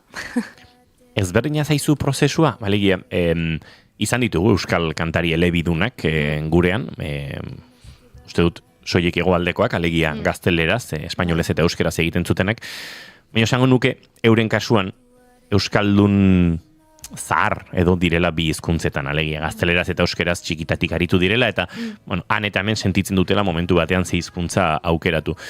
Zure kasuan hizkuntza beranduago bereganatze horrek sortzen du prozesuan aldaketa bat, eta bestetik amatxi eta itatxiren hizkuntza izate horrek ere emozionalki ez dakit beste nunbait kokatzen ote zaituen sortzerakoan. Bai, egia hainitz pertsonek ejan zidaten. Euskaraz kantatzen dudanean, nire hautsa desberdina da, emozio berezia da, ezakit, baina nire ustez nire amatxi eta apitxi nirekin dira eta indar bat emaiten dute. Eta nire prozesua nola egiten dut, nire frantsesko kantuak erresagoa da, biztan dena. Eta euskarazko kantuak, euskaraz idazten ditut, akatsik gabe saiatzen dut, eta gero nire irakaslea, euskal irakaslea zuzentzen du nire hitza. Eta, Batzutan gertatuko da, zuk dagoeneko lelo batean, estribillo batean baduzula neurri perfektu bat, eta irakasleak diola, hitz hau aldatu egin behar da. Eta, no, shit, kakazarra, zer da hemen, ezin da. Ez da posible, akats bat egiten dudanean, testua osoa aldatzen behar du, kasik, euskara oso zaila da. Beraz, oso azterketa oso ongi da niretzat. Bueno, gauzat esango dugu, euskarazko akatsak euskal musika gintzan desente ikusten eta entzuten dira, Beraz, egunen batean akats txikiren batek behar badu salbatu lelo bat, salba ez dala, edo, zuk erabaki, baina ez da dia izan horrelako inposizio linguistiko bat beti. Sortu eta gero kantuak jantzi, diskonetan, ez da gitantzen baten da, pop musikarako joera bat, pop musika lehun goxoarako joera bat. Ez dakite sortzerakoan zuk konponketa hoien ikuspegiari izaten duzun dagoeneko, gerora musikariekin elkartzean eraldatzen diren, denetatik gertatzen ote den, baina nolakoa da pixkat jazte prozesu hori edo sortzen duzun hori ikusi dizudanagatik eta uste dut gitarrarekin bereziki sortzen duzula, ez da? Eta handik bandarainoko bide hori nolako izaten da, Juli? Bai, astapenean nire gitarra bakarrik nintzen, beraz oso desberdina zen, astapenean nire kantuak desberdinak ziren. Eta bai, gustatzen zait hainitz pop rock estiloa, gustatzen zait adibidez Taylor Swiften mundua, eta inspiratu zidan hainitz Taylor Swift. Beraz, bai, gero musikariak serkatu nituen, eta otatu nituen bi gitaristak, bat basu, bat bateria, eta bai, nahi nuke eman leku handi bat gitarraren zat, zeren eta gitarista nahi, pixkat gitarista naiz, eta nire pop rock munduan gustatzen zaitainitz gitarrak. Beraz, badut gitar bat akustikoa eta gitar bat elektrikoa, Xabi Bizturekin. Eta orain, nire kantuak oso desberdinak dira, hastapenean baino. Eta zinez nire estiloa da orain, aurkitzen dut nire estiloa eta oso konten naiz. Profitant des moments de tendresse, ma main dans la tienne sous le drap, prolonge la dernière caresse, je suis là assise près de toi. Nolabait musika eta zure kantuak egiteko prozesu honetan iritsi berria zarela esan daiteke, diskonek hilabete gutxi ditu, nolabait estenan ere, eta euskal estenan zure burua kokatzen eta orkesten ari zarela, baina musikarekin harremana eta kantuarekin harremana ere lehenagotik bazet horren, edo ikusi zaitugu holtzetan, ikusi zaitugu antzerkiaren mugetan ere bai, nolakoak izan dira zure aurreko urteak, ez?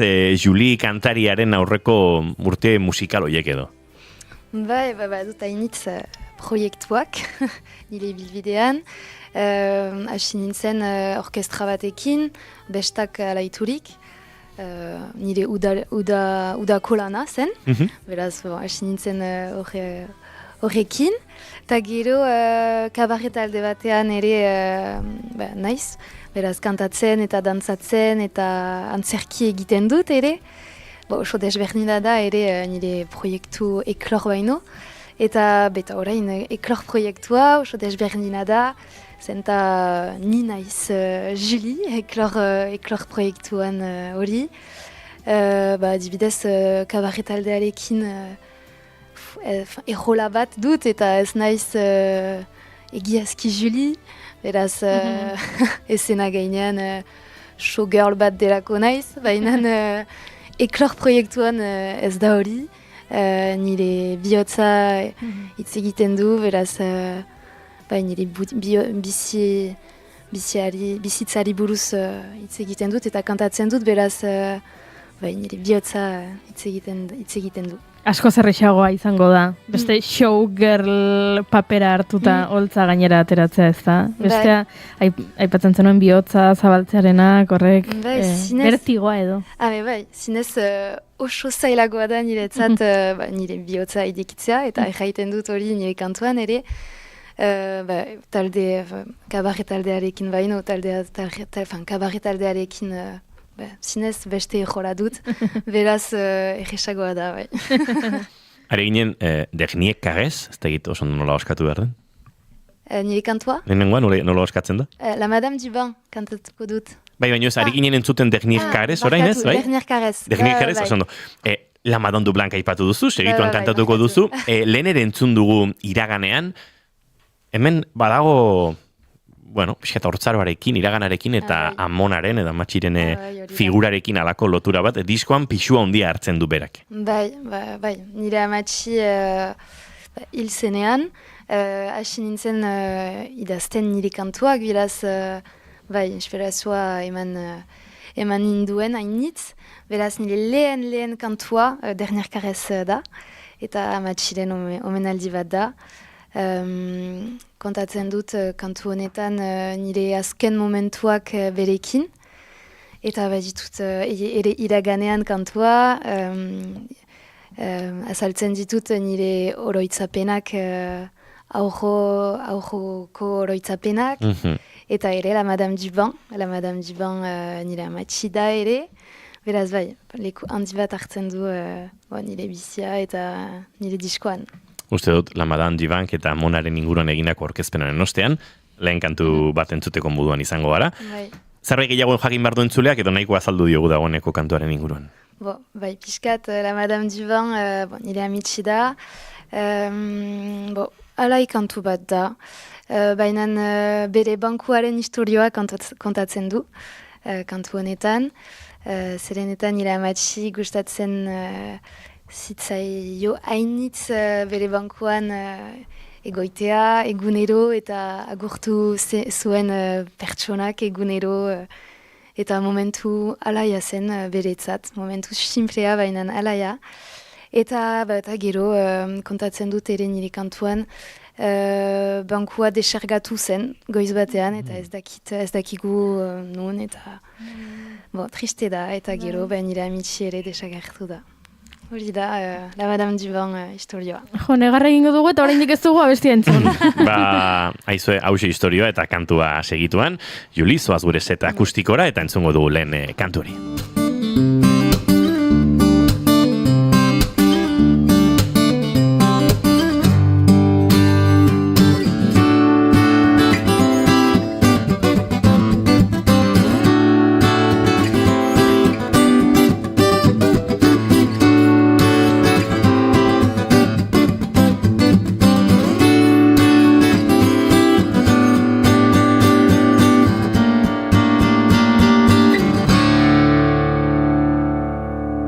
Entzuleok, bigarren kafearen elkarrizketa akustikoetan Juli eta la Madame Dubon. Juli, nahi duzunean.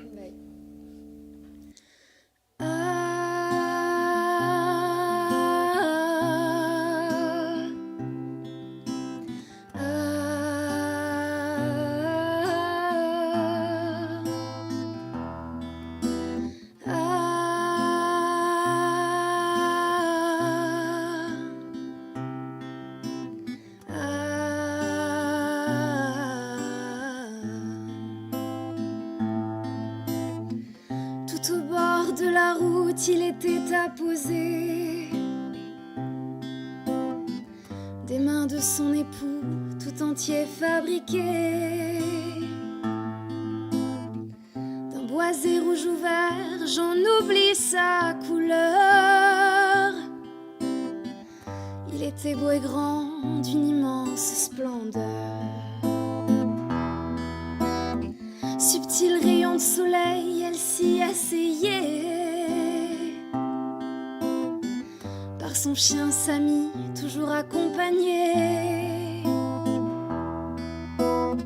La main en l'air, elle levait facilement, d'un sourire éclatant pour saluer les passants. Lui seul a survécu. Il a soufflé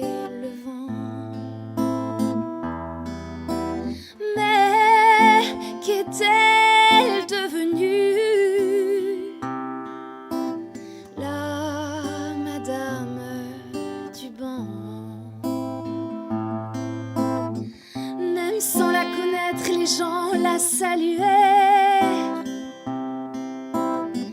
comme un rituel à l'aube allant travailler. Il reconnaît les visages du quartier, son banc. Depuis des années, il était leur ascendant. Il la soutenait au fil des saisons, dans ses peines et ses deuils avec tant d'affection. Le temps passant, le banc seul un jour se trouva. Face au jour défilant, personne la remplaça. Lui seul a survécu. Il a soufflé le vent.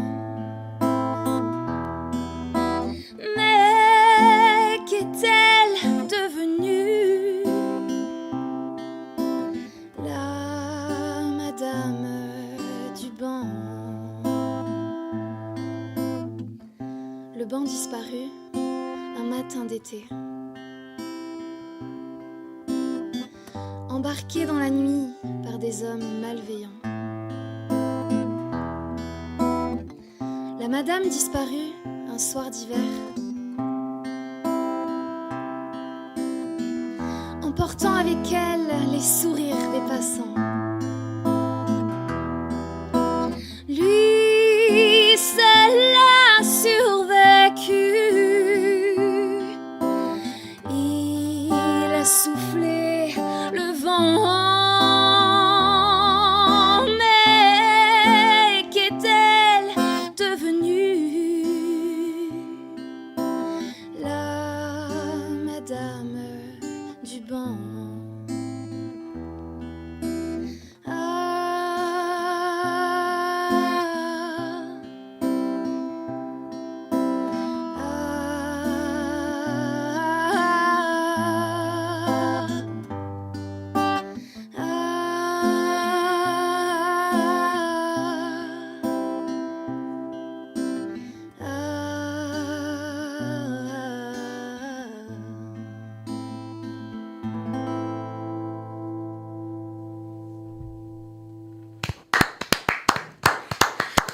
Hortxe bai, jaun Andreok, Juliren lehena utzi gitarran lasai eta zatoz gure entrevista setera bueltan. Juli, oraindik galdera batzuk egin dizkizugu eta gainera sarraskian murgildu behar dugu, Juli.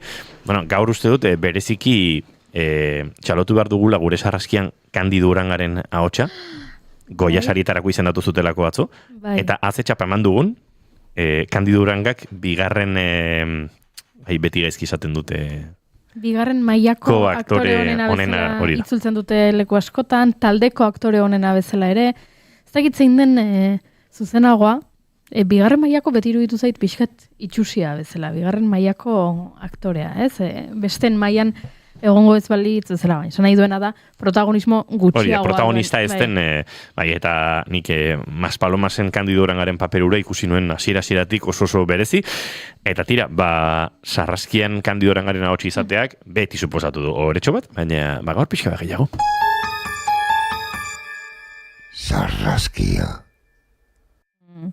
Eta zer da sarraskia? Bueno, tarte honetan guk hartzen ditugu abesti batzuen esaldi batzuk eta galderak egiten ditugu horrekin. Orduan, hasiko naiz Lumairean abestiarekin, bertan aipatzen da, hegoaldetik heldu da haizea, egal egiten dute hilek, eta orduan nik aprobetxatu nahi dut esaldi hau galdetzeko Juliri, ea zein egoeratan jartzen zaizkizun hileak dantzan. Noiz sentitzen zarazu abestiak dioen bezala horrela aske? Zinez askatasuna iruditzen zait, askatasunari buruz pentsatzen dut. Lumairean ez da kantu triste bate, eta nahi nuke eman mezu optimista bat, eta erraiten dut arima bilakatzen da airean, eta gure ideak aireak dira ere, dantzatzen dira arimarekin. Esan duzu abesti hau ez dela triste eta guztiz ados nago, eta ze polita den sentsazio hori, hileak dantzan, gu dantzan, arima dantzan, baina abesti tristeak ere badaude diskoan, eta bueno, esaldi batean hilearekin jarraituta, hile baten alde emazte bat hilda, munduaren isiltasuna, oihu zeraldatu da, zapiaren atzean, ezkutatzen da mina. Aipatzen dituzu hemen berdintasuna, egia eta eskubideak bezalako kontzeptuak. Badakigu Maxa Amini irandarraren kasuan oinarritu zinela. Galdetu nahi nizut, zergatik pentsatu zenuen kanta bat eskaini nahi zeniola berari, edo gaiari, edo orokorrean, berdintasuna eta askatasunari, pixka bat prozesua. Astapenean Maxa Aminiren omenaldia da. Baina azkenean emazte guztien zat kantu bat da. Zeren eta Maxa Amini hil zuten bere hileagatik, bere hilea ateratu zitzaion sapiengatik. Eta ez naiz biziki... Ez dut ulertzen hori, injustiziari kontra naiz. Zinez ez dut ulertzen injustizia eta ez dut gustatzen bate. Beraz, idatzi nuen kantu hau munduko emazte guztien zat. zeren eta emazte bat naiz ere, eta gaur egun gure garaian gure lekua hartzen behar dugu, eta importantea da. Eta azkeneko galdera, arinan, aipatzen duzu, bihotz sentikorra naiz, besten mina nira bezala, nire malkoak isurtzen dira haiengatik, galdetu nahi nizunea, asko sufritu duzun honengatik, eta noizbait pentsatu duzun, nahiago nuke ez izatea hain sentikorra. Bai, oso sentikorra naiz, eta biziki zaila da, tipia nintzenetik, nire gurasoen eno lagunen emozioak hartzen ditut, dena eta betidanik, eta batzuetan antzi dut neure burua, egia erran, eta arrazo bat da, baina horrela naiz, eta sentikorra naiz nire ustez artista guzi bera, beraz, Eta guk txalotzen dugu sentikortasun hori, eta iruditzen zaigu patxona sentikor gehiago behar ditola munduak, beraz, zoragarri, ez zaitez aldatu.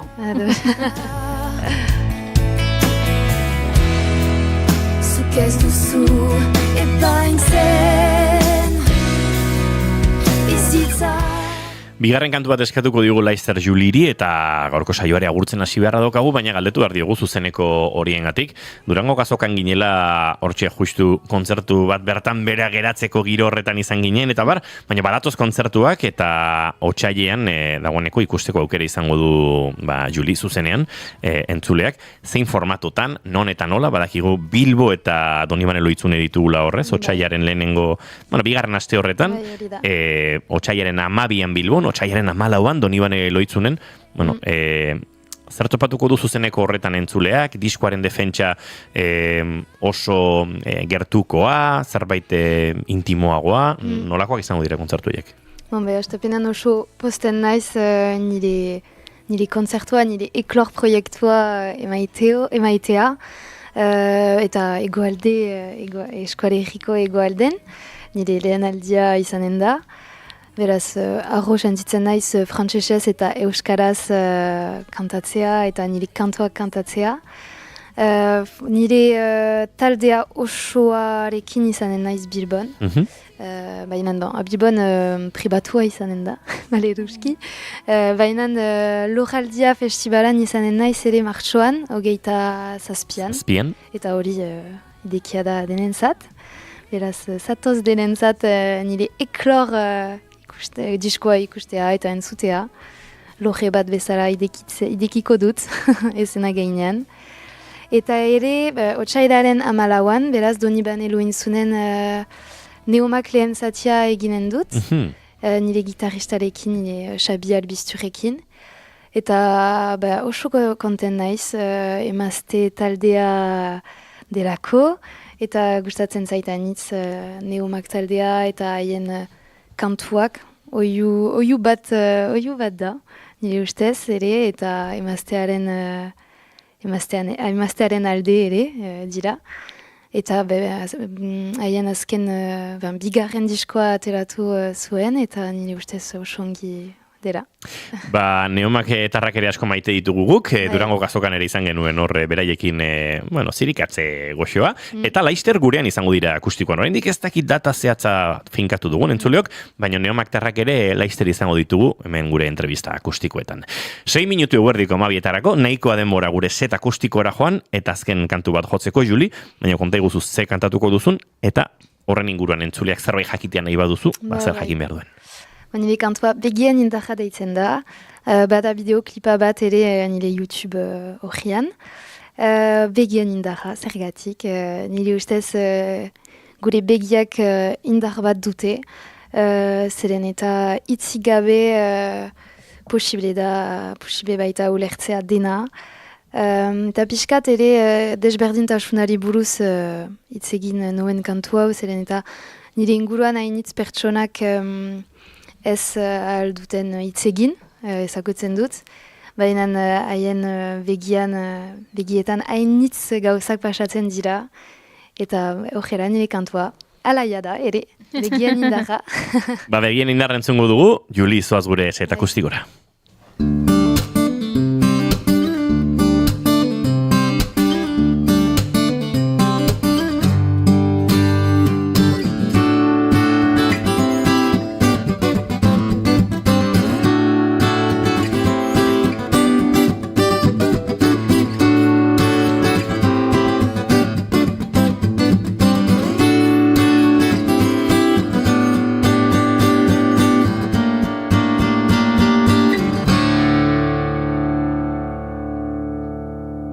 Bigarren kafearen elkarrizketa akustikoetan prez da Juli, zubitoa 3. trastean kokatu eta tira, afinazioa behar bezala txukunduko du eta bera prez dagoen momentuan, nahi duzunean, Juli, aurrera. Begien indarra berdeak urdinak, haien historioa bakoitzak. Begien indarra zahar edo gazte, gauzak esaten dituzte. Begien indarra itxasargi gisa, galderak argitzen dituena. Begien indarra agur bat betiko, aitormena baino gehiago. Egun tristea, egun zoriontsua, itzik gabe ulertzen dena gure biziko. Boza begiradan gure biziko, mina espioan begien indarra.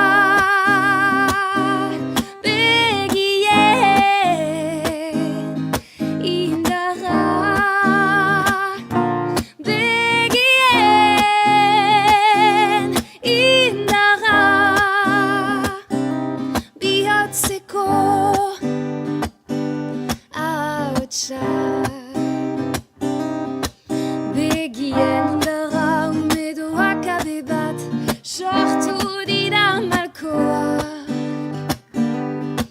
Begien indarra modioa nahi luke, sufrimendua hainbeste.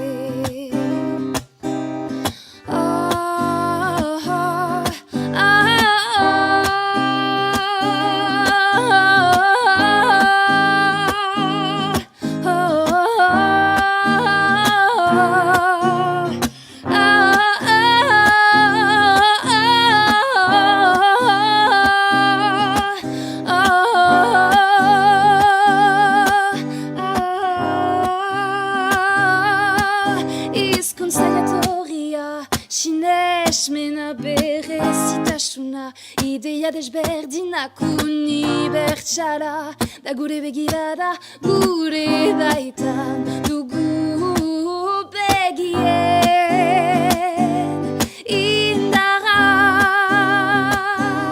Begien indarra. Begien indarra. Bihotzeko ahotsa, bihotzeko ahotsa. Wow, hortxe ba, Juliren begien indarra, eta honekin agur esateko moduan izango gara. Minututxo eskaz gaurko saioa bukatzeko, Juli, mila esker gaur gurean izateatik, horko mikrotik agurtu zaitakegu. Rever pixka bat kenduko diogu akaso, eta konponduta izango dugu. Zortion kontzertu horietan, eta ikusiko zaitugu, oholtzetan batean edo bestean, gertu edurti baino topatuko zaitugu. Ados, mila esker gainitz. Mila esker entzuleok, eta zuei ere eskerrak, Eneko Iturbe bagoaz, zu bihar ere igual hemendi bueltan ibiliko zara? Bai, agian ikusiko dugu. Goiuri, zu bihar bai hemendi bueltan ibiliko zara, eta gu ere tani ere entzuleok, hementsi izango naiz. Bihar goizeko 10:00 bigarren kafe hartzeko txanda, orain informazioaren unea, hemen naiz irratian zintzu ibili ondo izan, eta bihar arte, aio!